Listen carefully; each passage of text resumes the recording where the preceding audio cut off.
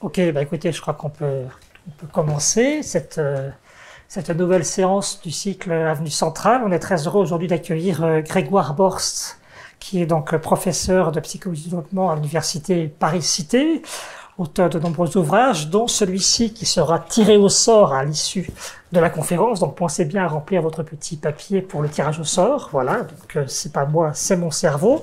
Grégoire Borst, donc directeur de laboratoire, chercheur reconnu en neurosciences cognitives et impliqué récemment dans une commission très sensible sur les écrans et l'enfant.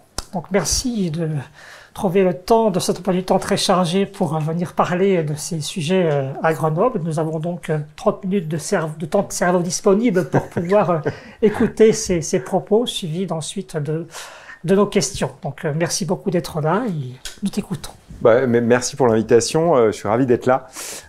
Donc le titre de la conférence, en tout cas de mon intervention aujourd'hui, c'est « À la recherche du temps perdu, les enfants face aux écrans ». Alors ça reprend le titre du rapport qui avait été très mal compris en fait.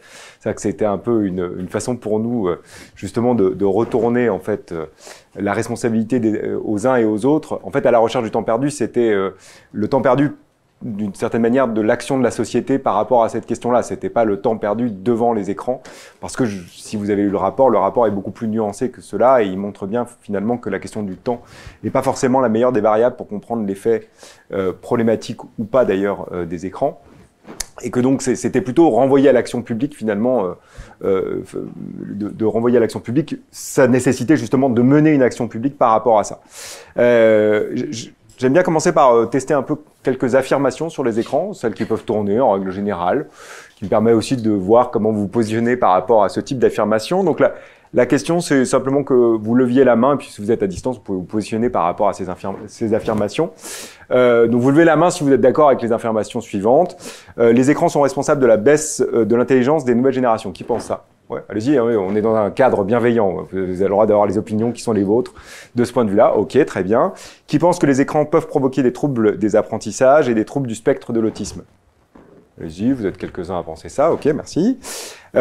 Qui pense que les écrans que les élèves n'arrivent plus à se concentrer en classe car ils passent trop de temps sur les écrans? Ouais. Ah oui, là il y a une adhésion un peu plus forte à cette proposition. Qui pense que les réseaux sociaux sont à l'origine des symptômes dépressifs des adolescents? Ouais. Ok, vous êtes quelques-uns à penser ça. Qui pense que l'utilisation des écrans peut entraîner une addiction? Ah ouais, là c'est unanime. Bon, tout ça c'est on va dire des mythes, des préconceptions, des conceptions naïves sur la problématique des écrans. En fait, il n'y a aucune de ces informations qui est vraie. En tout cas, pas posée comme cela. Il y a une nécessité d'introduire un peu plus de complexité là-dessus. Il y en a une que je veux absolument déconstruire, c'est la deuxième, parce que il faut être assez clair sur ce qu'est un trouble neurodéveloppemental. En fait, les troubles des apprentissages et le trouble du spectre de l'autisme et les troubles déficitaires de l'attention et de l'hyperactivité, c'est ce qu'on classe dans ce qu'on appelle les troubles du neurodéveloppement. Les troubles du neurodéveloppement ont une particularité, c'est comme le cerveau humain commence à se développer in utero, avant même la naissance, par définition, les troubles du neurodéveloppement ne peuvent pas avoir comme cause l'exposition aux écrans. Ça ne veut pas dire que l'exposition aux écrans ne peut pas entraîner d'amplification de certains mécanismes, ça ne peut pas créer des facteurs de vulnérabilité. Si vous avez un trouble déficitaire de l'attention et de l'hyperactivité, typiquement, vous avez une vulnérabilité de consommer plus d'écran. Mais ça ne veut pas dire que c'est la consommation de l'écran qui va produire ce trouble neurodéveloppemental. Et je pense qu'il faut qu'on soit très clair là-dessus, et notamment sur la question du trouble du spectre de l'autisme, parce que il y a une personne dans la communauté médicale qui a suggéré une première fois qu'il pouvait y avoir des symptômes qui pourraient s'apparenter à de l'autisme virtuel et qui était revenue dessus, mais en fait en ce moment elle revient, je dirais, en première ligne en recommençant à diffuser des fake news dans le domaine médical, ce qui est une vraie problématique dans notre pays, qui a déjà une prise en charge extrêmement déficitaire des troubles du spectre de l'autisme, donc c'est important de pouvoir le réaffirmer. L'autre chose, sur les réseaux sociaux sont à l'origine des symptômes dépressifs des adolescents, il n'y a aucune donnée qui suggère ça. La dépression c'est multifactoriel et les réseaux sociaux en tant que tels, ça peut pas être la cause de la dépression. Après il peut y avoir des interactions entre les deux, mais c'est important que vous ayez ça en tête. Puis la dernière chose, c'est l'utilisation des écrans peut entraîner une addiction. La question, c'est que l'addiction, elle peut pas être entraînée en soi par l'objet en lui-même. C'est pas à l'écran qu'il peut y avoir une addiction. Et de toute façon, pour l'instant, en tout cas, en l'état actuel de nos connaissances, la communauté médicale a décidé qu'il n'y avait pas d'addiction, ni aux jeux vidéo, ni aux réseaux sociaux, ni à un ensemble d'usages qui peut être fait des écrans. Ça ne veut pas dire que ça ne sera pas le cas d'ici quelques années, mais aujourd'hui, en tout cas, il faut essayer de travailler dans ce domaine-là, ou en tout cas de réfléchir sur la question de l'utilisation des écrans et de l'usage des écrans en dehors de ce concept d'addiction. Après, ça peut changer, mais aujourd'hui, en tout cas, c'est la position qui est tenue par le monde médical. Je ne parle même pas du monde de la recherche en psychologie, mais en tout cas, les médecins n'ont pas reconnu d'addiction à l'ensemble de ces usages. L'autre chose, c'est peut-être de partir de quelques chiffres, de chiffres importants sur le temps d'exposition et le taux d'équipement des enfants, parce qu'on entend circuler plein de contre-vérités de ce point de vue-là, donc c'est important aussi de pouvoir se dire, mais quel chiffre on peut avoir avec toujours cette problématique, c'est très difficile d'évaluer le temps que passent les enfants et les adolescents, a fortiori les adolescents parce qu'ils sont plus autonomes sur l'utilisation de leurs écrans, sur les écrans. Et donc il y a une difficulté intrinsèque à évaluer ça, et attention à un certain nombre de sondages qui peuvent sortir à intervalles réguliers sur le temps d'exposition. Quand on regarde, il faut plutôt aller regarder des études scientifiques de ce point de vue-là, c'est-à-dire des suivis de cohortes, notamment faites par l'INSERM qui en a fait un certain nombre, ou l'INED ou autres, qui montrent finalement des taux d'exposition. Alors, il y a quelque chose qu'on retrouve dans chacune des études, c'est que globalement, à mesure que l'âge augmente, il y a des taux d'exposition qui sont plus importants. Je pense qu'il faut retenir ça, et avec des taux d'exposition qui sont variables, qui vont dans la cohorte ELF de 52 à 1h13 entre 2 ans et demi et 5 ans, avec des taux d'exposition qui sont un peu plus importants dans d'autres études, et avec des décalages évidemment qui sont problématiques. C'est-à-dire que parfois, la dernière cohorte qu'on a un peu consolidée par rapport au temps d'exposition sur l'ensemble de la classe d'âge enfant-adolescent, elle date de 2007, donc évidemment les taux d'exposition ont augmenté. Donc il y a un espèce de décalage sur ce qu'on observe dans les études scientifiques et ce qu'on peut dire aujourd'hui du taux d'exposition réel aux écrans. Globalement, si on regarde les taux d'équipement, on est à peu près à 1,6 écran personnel pour les 7-12 ans. On parle pas de smartphone là, hein. Quand on parle d'écran personnel, ça peut être une console, ça peut être donc, c'est plutôt ce type d'écran auquel ils ont accès. 2,9 pour les 13-19. 35% des 7-12 ans ont un smartphone. J'insiste là-dessus, c'est 35%, c'est pas 90% des élèves ou 100% des élèves au collège ont un smartphone. C'est pas vrai du tout. C'est pas ça le taux d'équipement réel des collégiens. C'est-à-dire que les collégiens en 6e et en 5e, ils n'ont pas massivement des smartphones. C'est un peu après que ça émerge. Donc quand on vous dit l'âge moyen d'acquisition des smartphones est 9,8 ans, c'est pour les 35% qui ont un smartphone entre 7 et 12 ans, l'âge moyen d'acquisition c'est 9 ans et 8 mois. C'est important je dirais, de comprendre les chiffres qu'il y a derrière. Ça veut dire que dans cette sous-population qui a accès à un smartphone, l'âge d'acquisition c'est autour de 9 ans et 8 mois. Alors, il y en a 19% des 7-12 ans et 60% des 13-19 qui ont un ordinateur personnel, 58% des 7-12 ans et 63% des 13-19 sont équipés de consoles de jeux. Donc voilà, je dirais le taux d'équipement qu'on peut avoir et qu'on peut observer de façon globale. Alors, c'est pas très évident à lire, mais c'est une des dernières études qui a été faite par l'Open, en lien avec Ipsos, qui regarde un peu le taux d'utilisation de ces différents équipements en fonction de ce que les enfants y font. Et je pense que c'est intéressant, et les adolescents notamment, de savoir qu'est-ce qu'ils font sur ces équipements mobiles individuels, notamment sur leur smartphone, et est-ce que tout ce temps-là est passé à faire des activités récréatives? Et la réponse est absolument non. C'est-à-dire que si vous regardez par exemple les 15-17, cette donnée elle est intéressante. Alors c'est intéressant, en bleu vous avez le temps d'exposition évalué par les parents, et en vert c'est celui déclaratif des enfants. Il y a toujours un petit décalage, parce que c'est logique, hein, je veux dire, c'est attendu. Mais on va juste regarder les smartphones sur 15-17. En gros, le déclaratif des adolescents de 15 à 17 ans sur le temps qu'ils passent sur leur smartphone par jour, c'est en gros 4h43. Ce qu'il faut regarder, c'est ce qui se passe à droite. À droite, c'est le temps passé sur l'équipement en semaine pour l'école. C'est 2h43 par jour. Donc ça veut dire que sur ces 4h43, il y a 2h43 qui est passé à faire des activités en lien avec l'école. Ça permet de relativiser considérablement, je dirais, la variable temps d'écran. C'est évidemment, ça dépend de ce que vous y faites. S'il passe 2h43 à faire des recherches pour l'école, je pense qu'on se dira tous que, ça pose un problème sur ce que demande l'école en termes de travail à la maison, parce que 2h43 de recherche par semaine sur des choses qui sont liées avec l'école de façon générale, c'est beaucoup. Et que ça pose évidemment la question de savoir quelles sont les activités récréatives qu'on fait sur des écrans. Si c'est 2 heures par jour, c'est pas tout à fait la même chose que si c'est 4h40. Juste pour essayer d'avoir un certain nombre de chiffres là-dessus, même si ces chiffres, ils sont à prendre avec toute, je dirais, la distance critique par rapport à ça. Juste le fait, ça c'est une problématique, c'est la question de l'accès aux réseaux sociaux, même chez les enfants très jeunes, 7-10 ans. Vous avez en déclaratif 63% qui déclarent être déjà inscrits sur des réseaux sociaux. Normalement, les réseaux sociaux, on peut les commencer à partir de 13 ans. Donc, sur ces grands réseaux sociaux, vous en avez déjà 63% en déclaratif, sachant que les parents déclarent qu'il n'y en a que 49% qui ont accès aux réseaux sociaux. Donc là, il y a un gros décalage. C'est-à-dire qu'on voit bien qu'il y a aussi une perception qui peut être erronée de ce point de vue-là entre les parents et les adolescents. Mais c'est vrai que ça pose question. C'est-à-dire que, alors même que ces réseaux sociaux, normalement, on ne doit pas y accéder avant 13 ans, vous avez déjà, globalement, entre 11 et 14 ans, 91% qui ont accès à ces réseaux sociaux. Donc ça veut dire que quasiment tous les adolescents ont accès aux réseaux sociaux, même sur des réseaux sociaux sur lesquels ils ne devraient pas être, puisqu'ils n'ont pas l'âge indiqué pour y accéder.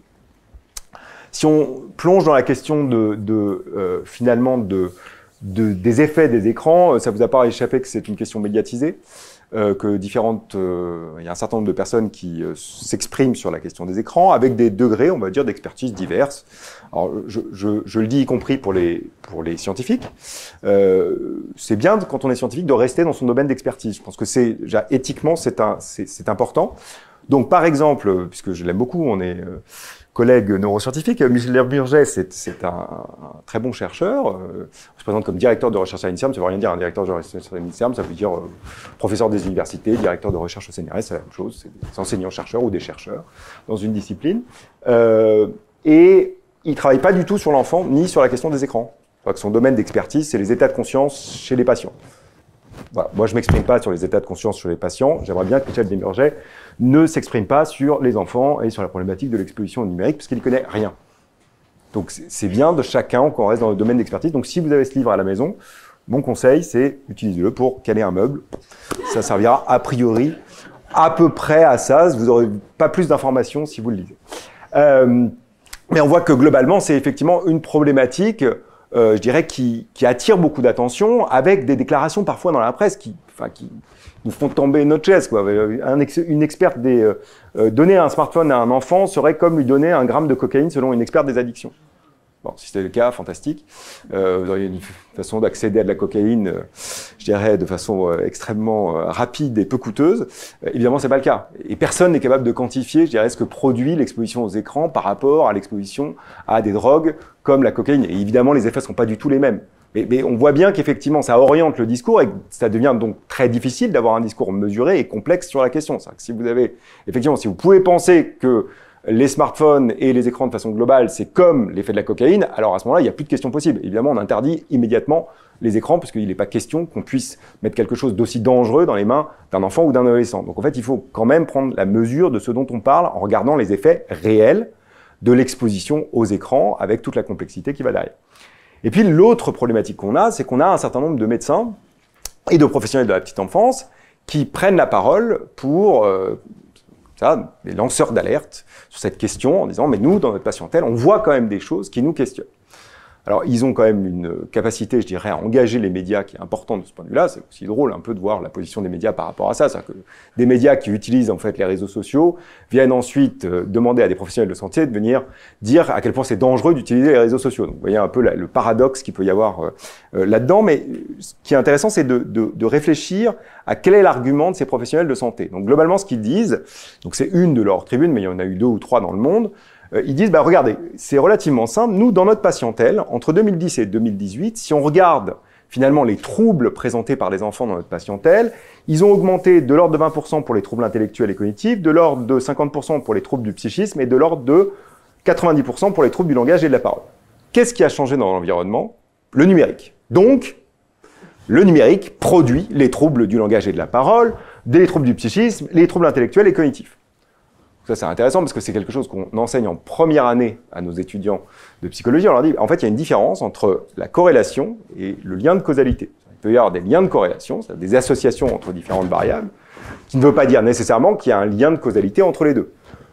Juste pour vous donner un exemple de ça, ici, je vous ai juste présenté l'évolution entre 2000 et 2009 du taux de divorce dans un État américain et l'évolution de la consommation de margarine dans cet État.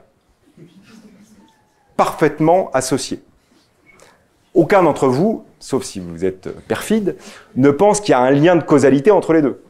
Ça vous fait sourire. Ben, si ça vous fait sourire ici, ça devrait vous faire sourire ici. Et ça, c'est vraiment important. C'est-à-dire que toute la complexité aujourd'hui de l'évaluation des effets de l'exposition aux écrans, c'est qu'on peut mettre en évidence des associations. On a beaucoup plus de mal à mettre en évidence des liens de causalité.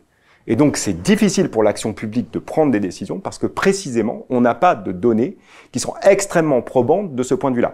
Quand vous trouvez des associations, c'est ce que globalement, on présente dans quasiment toutes les études, c'est-à-dire qu'on présente des liens d'association. Ça peut vouloir dire qu'effectivement, et c'est souvent interprété comme ça, le temps d'écran produit finalement des effets sur le développement cognitif et socio-émotionnel de l'enfant et de l'adolescent, mais ça peut tout autant vouloir dire que le développement cognitif et socio-émotionnel de l'enfant produit des facteurs de vulnérabilité, des facteurs de risque, de consommation, d'écran plus importantes. Et vous ne pouvez pas dissocier entre les deux variables. Sauf si, et c'est ce qu'on commence à pouvoir faire avec des études de cohorte longitudinales, quand on suit les mêmes enfants et les mêmes adolescents dans le temps, on peut commencer à regarder, par exemple, est-ce que l'exposition à un âge donné a un effet sur le développement cognitif entre l'âge où on a été exposé et quelques années après. Et ça commence au moins à nous permettre de définir une directionnalité dans l'association. Encore une fois, c'est pas un lien de causalité. C'est juste une façon de pouvoir attribuer un lien ou une direction dans l'association observée. Et puis la dernière chose, c'est que si vous ne contrôlez pas pour un certain nombre de variables, qui sont des variables absolument critiques pour le développement cognitif et socio-émotionnel de l'enfant, globalement, ce que vous observez comme association, par exemple, entre le temps d'écran et le développement cognitif et socio-émotionnel, ça peut s'expliquer simplement parce que les deux sont liés à une troisième variable qui est, par exemple, le milieu social d'origine des familles dont sont issus ces enfants et ces adolescents. Donc, toute étude, pour faire simple, prochaine étude que vous regardez sur cette question-là, si dans le modèle statistique, on n'a pas contrôlé pour le milieu social d'origine, vous prenez l'étude, vous l'achetez à la poubelle. Elle ne veut rien dire en soi. Parce que vous avez oublié de contrôler pour des facteurs qui sont des facteurs qui produisent des effets qui sont sans comparaison avec le temps d'exposition et l'effet des écrans sur le développement cognitif et socio-émotionnel, en termes de taille d'effet, j'entends, à ce moment-là. Alors, on a quand même quelques études sur lesquelles on peut essayer de s'accrocher pour commencer à regarder finalement ce que peut produire le temps d'exposition aux écrans sur le développement, notamment sur le développement langagier de l'enfant. On a beaucoup insisté sur la question du langage oral. Et si vous regardez des cohortes françaises, parce que c'est aussi important d'avoir des cohortes dans la langue, je dirais, qui nous intéresse ici, le français, puisque les langues ont des degrés de transparence différents. Donc, on peut expliquer aussi des différences qu'on peut observer, par exemple, sur l'apprentissage du langage écrit, et ainsi de suite. Globalement, ce que montre cette étude, c'est qu'elle va regarder le temps d'exposition aux écrans à 2 ans. Est-ce que ça produit sur, en gros, les compétences langagières de l'enfant entre 5 et 6 ans. Donc c'est intéressant parce que c'est le temps d'exposition à un âge donné. Est-ce que ça produit sur le développement langagier de l'enfant quelques années après? Ce qui montre, et c'est intéressant, c'est que quand on prend le temps global d'exposition aux écrans, en tout cas dans la cohorte Eden, on ne trouve pas d'effet du temps global. Ce qu'on observe, c'est plutôt qu'il y a des temps particuliers de la journée dans lesquels c'est important, globalement, de faire attention à l'exposition aux écrans. Et notamment, ce temps, c'est des temps qui sont des temps de socialisation dans les familles. Ce que montre cette étude, c'est qu'en fait, quand on a la télé allumée pendant les repas, on a des effets négatifs sur le développement langagier de l'enfant à 5 ou 6 ans. Et donc là, c'est beaucoup plus facile, finalement, de communiquer là-dessus auprès des familles, c'est de leur dire, voilà, il y a des moments dans la journée dans lesquels il faut essayer d'avoir des temps de déconnexion, et notamment dans les temps qui sont des temps de socialisation forts dans les familles, c'est-à-dire dans lesquels il y a de la communication orale. Parce qu'en fait, pour développer le langage oral, il faut communiquer, il faut interagir d'un point de vue langagier. Donc voilà une des études. Une autre étude qui est menée et qui nous permet d'avoir des données relativement robustes parce qu'elle est faite sur une taille d'échantillon qui est très importante, c'est la cohorte ELF, qui a commencé en 2013. Donc là, les enfants ont à peu près 11 ans. Et donc, ils les ont suivis à 2 ans et 5 ans et demi. Et globalement, ce que montre cette étude, c'est que à 3 ans et demi et 5 ans et demi, le temps d'exposition est associé à un moins bon développement cognitif global. Donc, c'est à un moment donné. C'est-à-dire que le temps d'exposition à 3 ans et demi explique le développement cognitif à 3 ans et demi. À 5 ans et demi, ça explique le temps à 5 ans et demi. Ils ont du mal à trouver dans ce modèle statistique que l'exposition à 3 ans et demi, par exemple, a un effet sur le développement cognitif à 5 ans et demi. Pourquoi? Parce qu'en fait, ils ont pris plein de facteurs qui sont extrêmement importants ils ont contrôlé pour un certain nombre de facteurs qui sont très importants pour comprendre la dynamique du développement cognitif de l'enfant, notamment les pratiques parentales et le milieu social d'origine. Et en fait, quand vous contrôlez pour ces facteurs-là, certes, vous pouvez trouver encore des effets négatifs de l'exposition aux écrans, mais c'est des effets qui sont extrêmement faibles. C'est-à-dire qu'il faut faire aussi attention. C'est-à-dire que la taille de l'effet, c'est pas simplement de démontrer un effet statistique, c'est aussi d'estimer la taille de cet effet. Et la taille de cet effet, quand on contrôle pour un certain nombre de variables qui sont absolument critiques pour comprendre le développement cognitif et socio-émotionnel de l'enfant, la taille de cet effet, c'est des effets faibles.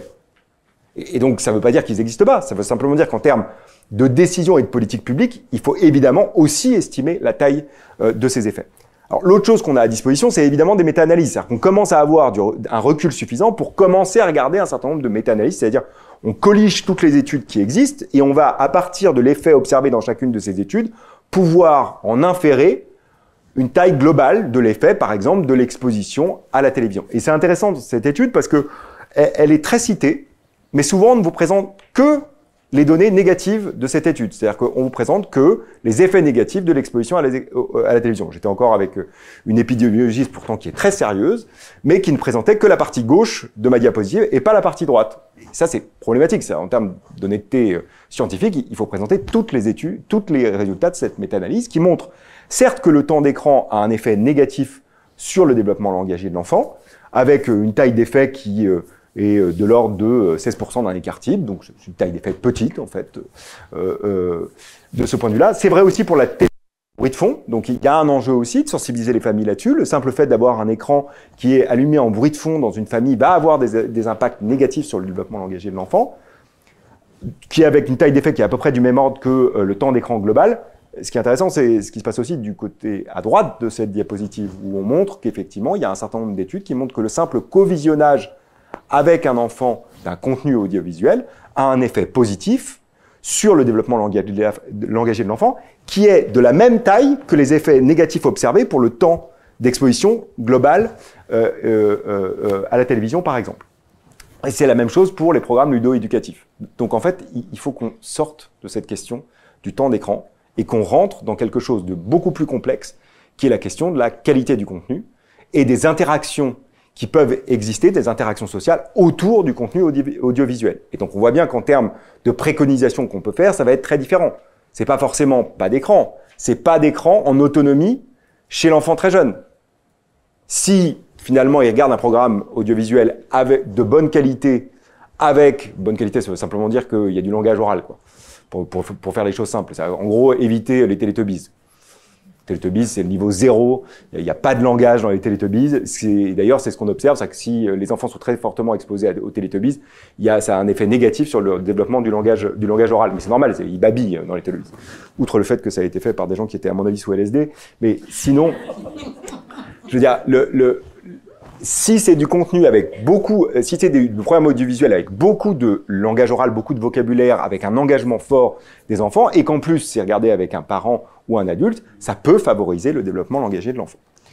Finalement, les deux domaines sur lesquels on a des degrés de preuve qui sont des degrés de preuve moyens à forts, c'est tout ce qui relève du domaine somatique. C'est-à-dire que ce qu'on sait, c'est que les écrans, ça a un impact sur le sommeil. C'est-à-dire que là-dessus, toutes les études sont concordantes. Globalement, chez les adolescents, c'est essentiellement 1 heure avant d'aller se coucher. Chez les adolescents et chez nous, c'est en gros, vous avez des effets négatifs sur la qualité du sommeil si vous utilisez des écrans au moins, dans l'heure qui précède le coucher. Chez les enfants plus jeunes, c'est à tout moment de la journée. Et donc là, ça, effectivement, pourquoi c'est important ? Parce qu'en fait, comme le sommeil, c'est extrêmement important pour le développement cérébral, pour la plasticité cérébrale, c'est-à-dire votre capacité d'apprentissage intrinsèquement et vos capacités de mémorisation de l'information, en fait, toucher au sommeil, c'est pas anodin. C'est-à-dire que le fait que ces écrans aient des impacts négatifs sur la qualité du sommeil, ça peut expliquer en cascade certains des effets négatifs observés, par exemple, sur le développement langagier ou sur d'autres fonctions cognitives.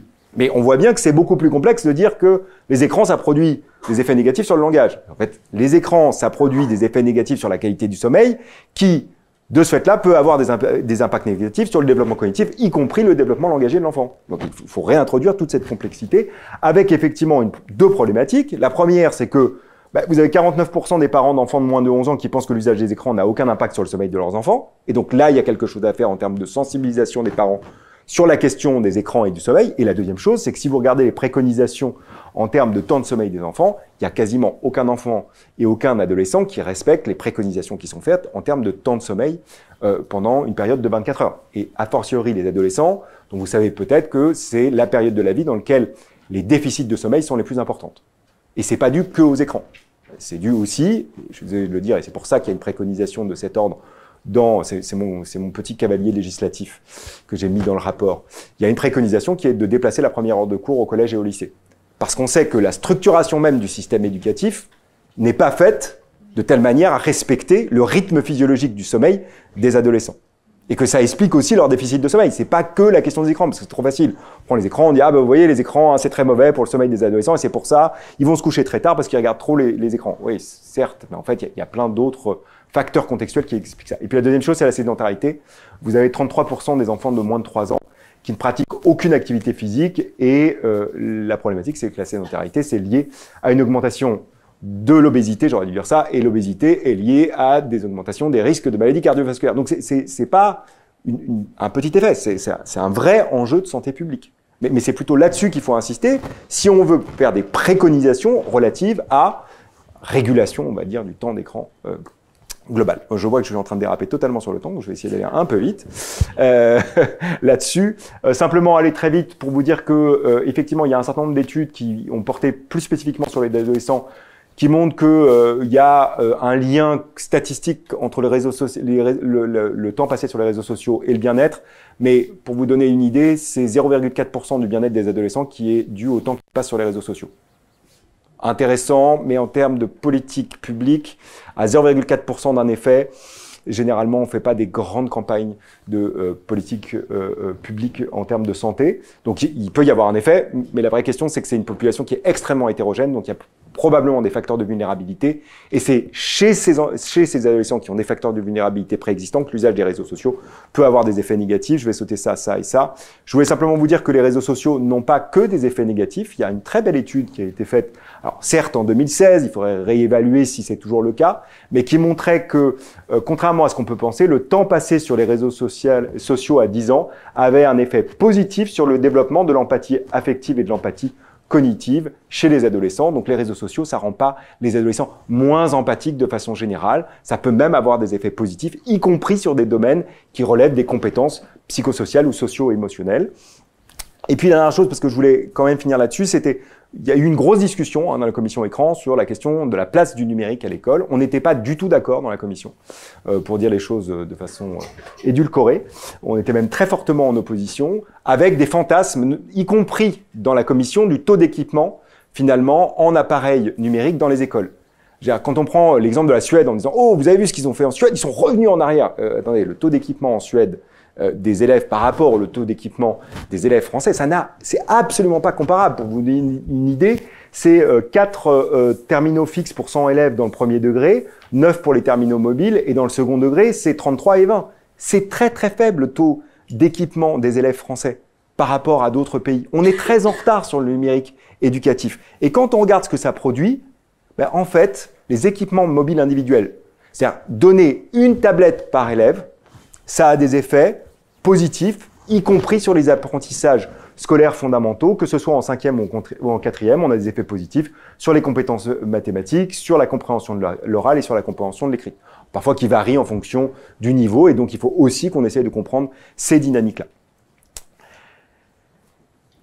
Bon, comme il est toujours au bout, je vais juste vous dire qu'il y a toutes les recommandations de la commission écran qui sont disponibles en ligne. Vous cliquez sur le PDF sur le site de l'Élysée, puisqu'il n'est disponible pour l'instant que sur le site de l'Élysée. Il sera bientôt traduit en anglais, c'est ce qu'on a entendu dernièrement. Et donc, vous pouvez aller retrouver l'ensemble des recommandations, mais je reviendrai dans mes réponses aux questions sur un certain nombre de recommandations qu'on a pu faire. Merci. Merci à vous.